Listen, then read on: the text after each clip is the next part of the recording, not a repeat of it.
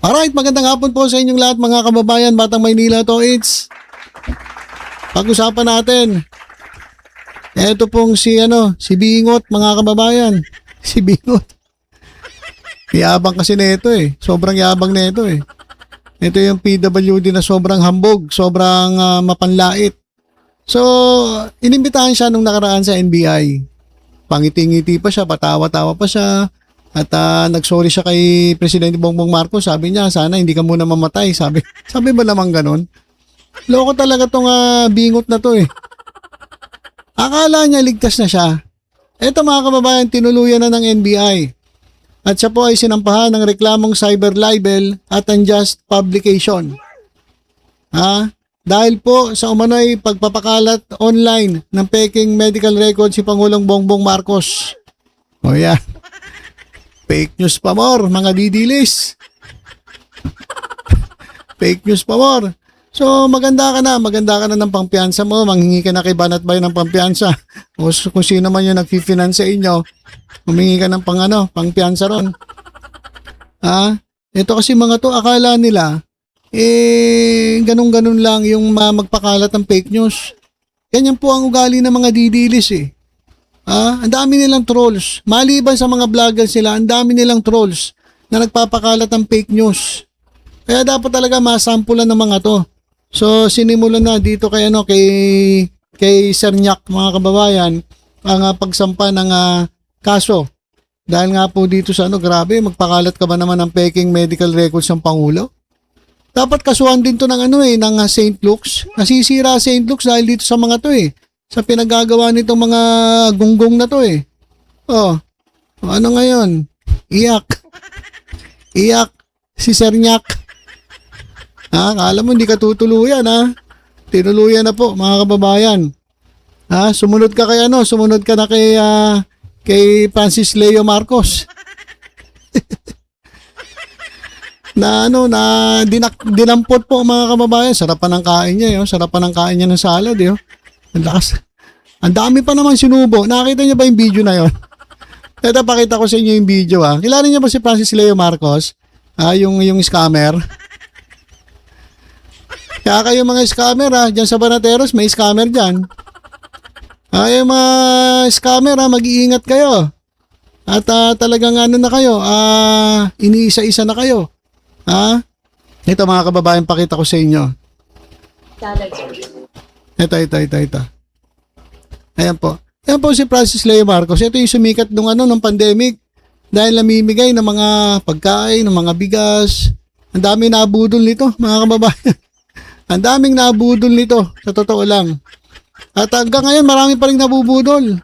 Bagamat yung kanyang diskarte, bukong-buko na, mga kababayan. Marami pa rin siya naloloko. Ang daming OFW na nagreklamo na rito.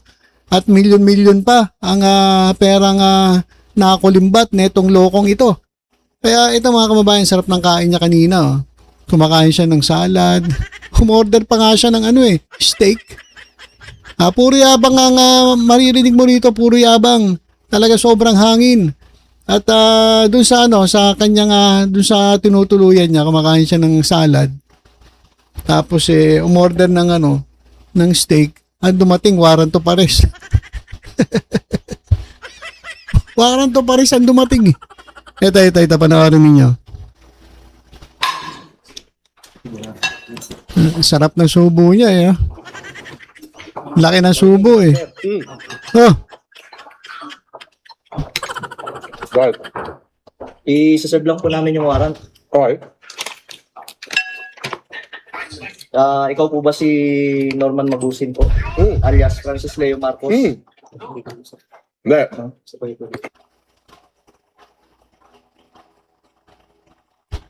Ayan, pinatay niya na yung live. Naka-live po kasi siya nung siya yung nabigyan ng Warranto Pares. So, pinatay niya yung live niya. So, ito yung ito yung balita, mga kababayan. Pinutol niya yung live niya pero ito talaga yung nangyari, mga kababayan. Kinumpirma ni National Police Commission Vice Chairperson Rafael Caliquisan na inaresto ng CIDG NCR ang vlogger na si Norman Magusin o mas kilala bilang Francis Leo Marcos. Sinabi ni Atty. Calinisan na inaresto si Marcos sa isang hotel sa bisa ng arrest warrant na inisyu ng Parañaque RTC Branch 294. Pero hindi naman nilinaw ni Calinisan ang kaso nitong si Mangusin. Pero kung maaalala, siya ay inimbestigahan ng CIDG dahil sa tiyumano niya hindi otorisado na paggamit ng uniforme ng PNP. At bukod sa CIDG NCR, kabilang din sa mga dumating sa pag-aresto ang Pasay City Police at ilang tauhan ng NAPOLCOM. Okay, so yan mga kababayan. O hindi ka naniniwala. Hindi siya naniwala na meron na siyang warrant of arrest. O yan, dinampot siya. Tapos ito nangyari mga kababayan. Dami nangyari kanina eh. Ito. Ayan na. Pinagsuot na ng kulay orange. Pinagsuot na ng kulay orange si Norman Mangusin alias Francis Leo Marcos. Galit na galit to mga kababayan galit na galit to. Kasi nagkaharap pa sila ni Makagago. Si Makagago mga kababayan yung nakakaaway niya. Kinakaaway niya rin sa social media. Lagi nagbabatuhan to, nagdedemandahan. Ang nangyari lang nauna siyang nabigyan ng warrant of arrest. Ito panoorin natin itong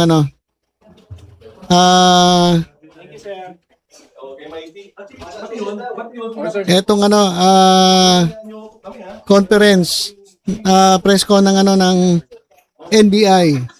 Sir, naka-live na sir. Sir, naka-live. NBI ba to PNP? CIDG. Sorry, CIDG mga kababayan. CIDG. NAPOLCOM. Itong NAPOLCOM po naka-live. Ito, panoorin natin mga kababayan Masaya to mga kababayan, masaya to. Panoorin natin. Ilagay ko kaya sa medyo matagal-tagal to Matagal-tagal to kakabit ko lang to rito para makita natin maigi. Para ma-enjoy natin mga kababayan. Para kitang-kita ninyo. Kaya kita niyo ba? Yan nakaharang yung Kaya para kitang-kita ninyo. Hindi ko ginagamit yung pag nagsasabay ako naka-video ko tapos gamit ko yung laptop naglalag mga kababayan, ang hina kasi ng internet. Wala yung internet yan. Ang hina internet ko kaya dito ako sa cellphone magpapa play ng video para po hindi tayo maglag. Okay. Ayan. Sabi sa'yo, sumutan lang. Forward na natin. Action na para action na agad. And papasalamat po. Okay. Siguro po, papasalamat muna po ako. Thank yous are in order. Number 1 na po sa Philippine National Police, led by no less than General Jose Melencio Nartates. Chief, naitayo na po natin ang bandila ng PNP. Naaresto na po natin ang isang vlogger na bumabastos sa ating uniforme. Naaresto na po natin ang isang vlogger na bumabastos sa ating mga general. Naaresto na po natin ang isang vlogger na bumabastos sa ating mga kernel at sa ordinaryong policeman. Hindi po ito katanggap-tanggap. And papasalamat po ako sa buong hanay ng Philippine National Police. Pakikisig po ninyo. Saludo po ako sa inyo. Saludo po ako sa uniforme nyo. Papasalamat din po ako lalo, of course, kay General Morico, ang hepe ng CIDG, Director of our CIDG na walang humpay na naghanap. Kay Mr. Norman Mangusin. Totoo niyan. Nako. Mahaba na yung kabanata nito. Ang dami ko na nakitang updates at investigation reports galing kay General Morico. Hindi po tayo huminto dito sa pag-serve ng warrant at tuloy pa rin po tayo dito.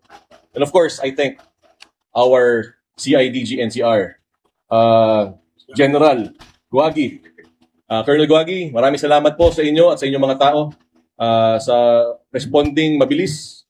Natutuwa po ako nung nalaman na po namin na may warrant, agad po na nagpadala si General Morico at si General Guagi ng mga tao to instantly make that effect the arrest of Norman Mangusin. And I thank also the Pasay Police and of course our beloved the National Police Commission sa lahat ng kawani ng NAPOLCOM. Maraming salamat po sa inyo. Of course, we have here Con Romano, one of our special agents, special investigators who is on top of this case. I thank you, Konkon. I thank the whole Inspection, Monitoring, and Investigation Service or the IMIS. I thank our Legal Affairs Service. At sa lahat na maliliit at malalaking empleyado ng NAPOLCOM, papasalamat po. So siguro, General Morico, you have the floor.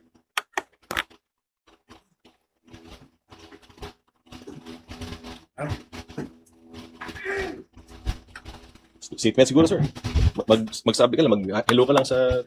Yes, sir. We will be continuously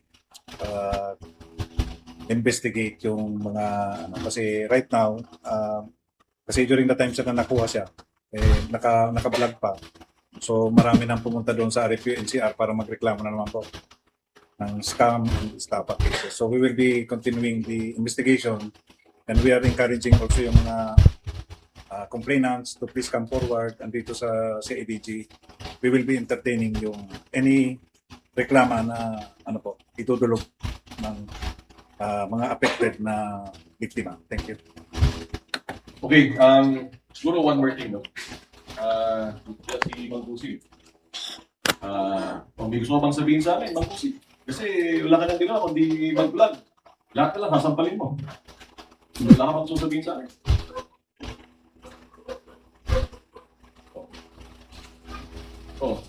Yung mga general na pinapaya mo, yung mga 4 na colonel na pinapaya mo, yung NBI na sinasampal mo, yung LTO kalbo, kamo, kasi lakanilaw.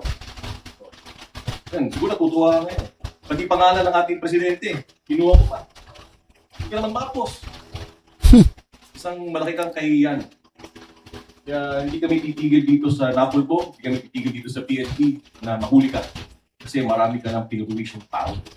Pati mga OFW, pinuwish mo mga pera nila. Pati mga uniforme ng polis, pati mga polis, pinapatos mo. Wala kang respeto sa institusyon ng gobyerno. Sample ito sa'yo. Matuto ka. Tapos sasabihin, alam matapang ka.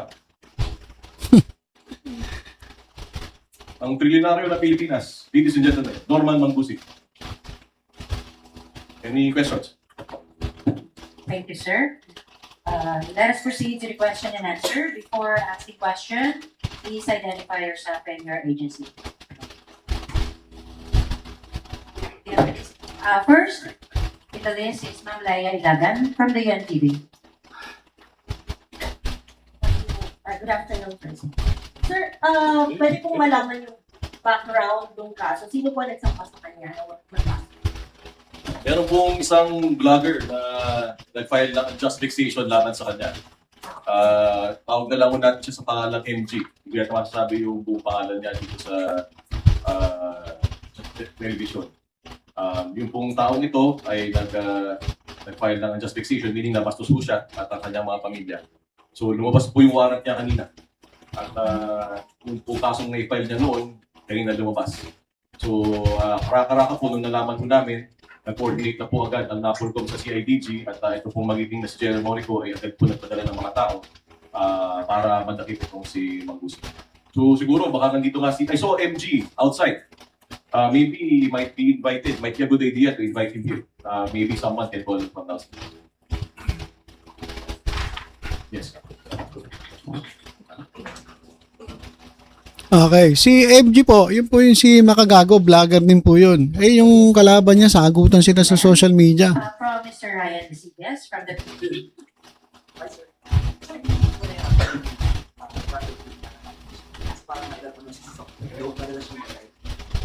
Paano mahirapan? Naka-live. Tawang-tawa nga ako eh. Habang nag-live siya, ina-arresto siya. Nasa Sheraton siya. Alam ng buong Pilipinas, nasa Sheraton siya. Yung lahat ng address niya, na nakalagay sa lahat ng dokumento niya, pa-LTO man yan, lahat fake it. Check na natin. Walang totoo dun sa mga address niya. Hindi naman siya nakatira sa Green Meadows. Walang katotohanan. His life is a lie. So we will put a stop to it. This is terrible. Totoo lang. He's making a mockery of the Philippines. So kung ang tanong ba't tayo pinag-aaksaya ng oras to? Ang dami na nabiktima nito. Ito yung simbolo ng kawalangan sa Pilipinas. Hinto na natin ito. Tapos na yung circus. Finish na. Sorry, Oo, hindi pa tapos. Hindi pa tapos. Wala pa tayo sa uniforme. Wala pa tayo dito sa mga passport niya. Wala pa tayo dun sa birth certificate niya. Wala pa tayo kay Lakanilaw. Kung nakikinig si Asik Lakanilaw sa atin, to, pre, pagkakataon mo na. Sa mga kaibigan natin, tawa ako sorry. Sa mga kaibigan natin sa NBI, sasampalin daw kayo nito. Baka gusto niyong kasuhan. Sa lahat ng OFW na niloko nito, ang dami, punong-puno na yung cellphone ko sa mensahe. Nandito na ako si Mangkusin. Kasuhan niyo na po. Meron siyang, di ko na kung masabi ko, i-clip niya lang. Meron siyang pinaparatingan na sinasabi niya, letter K daw yung isang taong gobyerno at letter S daw yung isang taong gobyerno. Obviously, ako yung pantutukunan niya. Sige, sabihin sa mukha ko. Sabihin sa mukha ko ngayon. Ano? Ayaw mo sabihin? Ano pangalan ko? Ba't yung masabi? Diba? Ito ang simbolo ng kawalang sa Pilipinas. We will put a stop to it, as we have done. And I thank the Philippine National Police. I thank the CIDG. I thank the Civil Security Group. I thank the Anti-Cybercrime Group. O si Executive Director Aboy Paraiso na nananahimik lang din sa sulok na nadami pa dito sa teleserye ito. Yung kanyang pag-take down ng mga social media pages ng itong taong ito. Ito Norman Magbusin na to. Maraming salamat sa iyo, CICC, Yusek Aboy, maraming salamat. At thank you very much for the support of all aspects of government. Nananawagan din po siguro kami sa Department of Foreign Affairs nananawagan kami sa Department of Foreign Affairs. Ngayon alam na po natin na sa namakmak po ang mga passport niya, iba-iba kong pangalan, iba-iba ang birthday, sana ho ipa-cancel na ho natin ang passport niya. Nanawagan din ho siguro kami sa Philippine Statistics Authority, sa PSA. Alam na ho natin na yung kanyang birth certificate merong pinagkuhanan. Sana po imbestigahan po ninyo kasi hindi ho maaaring ganito Bumibili lang po tayo ng birth certificate para gamitin sa kawalangian, magkakaroon ng second identity. Ang masakit pa, ulitin ko, ginagamit pa niyang apelidong Marcos. Pati si Madam Imelda Marcos, ginagamit pa niya sa vlog niya. May utang pa rin daw, di umano, ang first family sa kanya. Lahat na talaga ng kawalangian, nasabi na itong tao to. Sa 10 sinabi niya, 11 ang mali. So again, we are doing this for the Filipino people. And papasalamat kami sa lahat ng ahensya ng gobyerno na tumulong. It's not just the job of the NAPOLCOM. It's not just the job of the Philippine National. Lahat po ng gobyerno ay tumulong dito. At patuloy po nagtutulungan para mahinto at matigil na po itong kalokohan ni Norman Mangusik. If I may, I want to recognize the presence of MG. Yung pong arrest warrant niya, siya po yung siya at ang pamilya niya ang siyang binastos, which led to the issuance of the warrant of arrest in Parañaque. Maybe MG, maybe you could give us a few words. Magandang araw. Magandang araw po sa inyo, magandang araw. Marami po salamat, Commissioner Ralph at Sir, sa mga tao po dito. Well, guys, hindi ko lang po alam, First time ko sorry. Sorry. Sa totoo lang po, itong laban na ito, tulad ng nasabi ko rin, sa harap ng mga mahalagang mga kawani ng gobyerno, ay hindi lang laban ko. Ito ay literal laban ng mga hombre ko at syempre ng pamilya ko. Pero, ito po, tulad ng sinabi ni Commissioner, kalinisan ay laban ho ng mga OFW, guys. Nakikiusap ho ako. Etong nakikita niyong tao na ito, tunay na mandarambong yan, guys. Totoo. Totoong mandarambong yan, kriminal. Sinabi ko na yan sa internet, guys. Ako ay nagpapasalamat kasi finally, may isang tao ng gobyerno na si Commissioner Ralph Kalinisan ang tunay na dininig ako at ang aking mga kahobre. Kasi usually tinatawanan na itong tao na to Even si CICC Yusek Aboy Paraiso, tinulungan niya kami. Kasi literal na kami ay hirap na hirap kami sa internet, guys, na puksain ng tao na ito. Kasi mandarampong yan. You know this. Hindi ko na kailangan ulitin sa inyo. Bilang isang YouTuber, guys, yung naging laban namin dito ng fanbase ko, ng mga vloggers na marami rin tumulong sa atin. Guys, grabe ho ito. Kaya maraming salamat again, Commissioner, kasi unang beses ho talaga na may tumugon na gantong kalaking tao ng gobyerno and tuwan-tuwa ang mga tao sa internet. Tingnan nyo ba? Sa Ilagas, nung in-interview ko si Commissioner, grabe katuwan-tuwa mga tao kasi hindi mo ito binibigyan ng pansin. Isipin nyo guys, magbibigay ako ng number sa inyo. 40 million, 40 million to 80 million ang nadupang ng tao na to sa mga OFW. Hindi biro yun. Totoo. Testimoniansa ng mga OFW yan. OFW guys, maawa kayo sa mga kababayan natin. Totoo yan. Totoong totoo. Ang dami na nagpa-interview sa akin at napanood yan ni Yusek Aboy Paraiso at lalong-lalo na ni Commissioner. Alam nila kaya talagang pininig kami. Siyempre, shoutout din kay Asek na kanila ho. Siyempre, Asek. I love you, Asek. Salamat po. Pero, ayan, guys. Yun lang. Pakiusap, pakisuyo. Paulit-ulit na kami kahit sinabi rin former Senator Manny Pacquiao. Huwag na kayong magpapaloko, mga OFW. Huwag kayong magpapaloko. Pakiusap. Etong tao na ito, tunay na kriminal. Legit. Ayan. Simula pa lang po ito, naglaban namin. Simula pa lang po ito. Tuloy-tuloy yan. Buong taon po yan, makukulong. Kasi literal na hindi po tatantanan yan dahil napakaraming tao tinarantado yan, lalo ng aking asawa. Ang dami kong kabastusan na sinabi ng tao na yan sa asawa ko. At sa pamilya ko, at lalong, sa akin okay lang. Influencer lang naman ako eh. Okay lang ako, influencer versus influencer. Pero sa asawa ko at nanay ko, hindi. Di ba? Norman? Di ba? Ayos. Totoo ang baho mo. Tignan sa personal.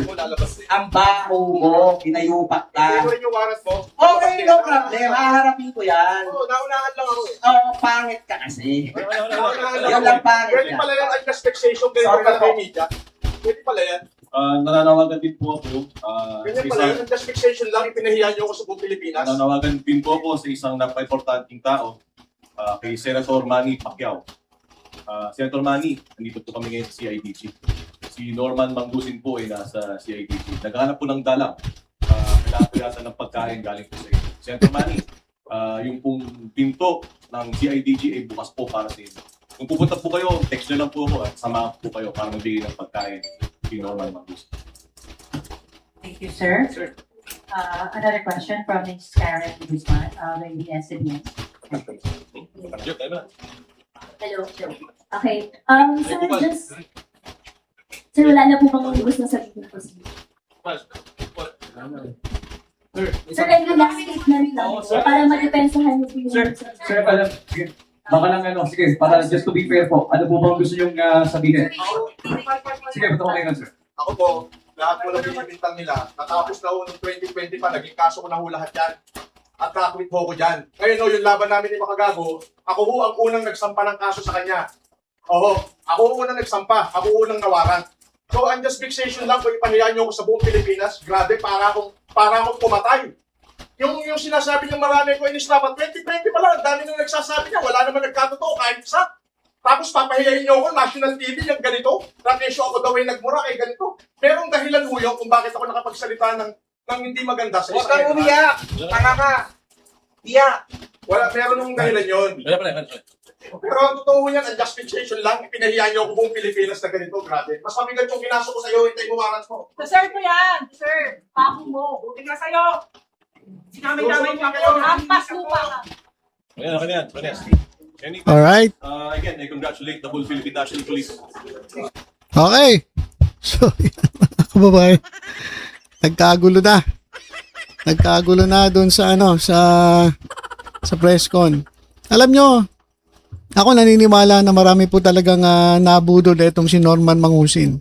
Kahit noon pa, hindi ako naniniwala dito eh. Saka, napakayabang po kasi, mga kababayan. Magaling siyang magsalita. Magaling siya mabudol. Alam ba ninyo na kapag kayo kinausap na ito at kung hindi kayo nag-iisip, madali kayo mabubudol eh. Mabuka eh. Ganyan po ang mga scammer. Kaya, tama lang siguro na siya makasuhan at meron naman siyang karapatan na ipagtanggol ang kanyang sarili. Pero sa tingin ko nga ngayon mukhang yari siya dun sa mga pinaghahamon niya, mga NBI, sasampalin niya, minumura sila kanila, o kung sino-sino nga pinagmumura, mga opisyal ng gobyerno, si Manny Pacquiao, kung ano-ano sinasabi sa nanay ni Manny Pacquiao. So napakabaho ng bunganga nito ni Norman Mangusin. Kaya wag nating tawagin Francis Leo Marcos, hindi naman Marcos to Norman Mangusin po. Norman Mangusin ang itawag ninyo kasi yan naman po talaga ang kanyang totoong pangalan. Yan. So, ayun na po muna siguro ang pag-uusapan natin. Grabe naman, ganito ang mangyayari kay Mr. Jack Argota Bingot. Ganito rin ang mararanasan mo, mapoposasan ka.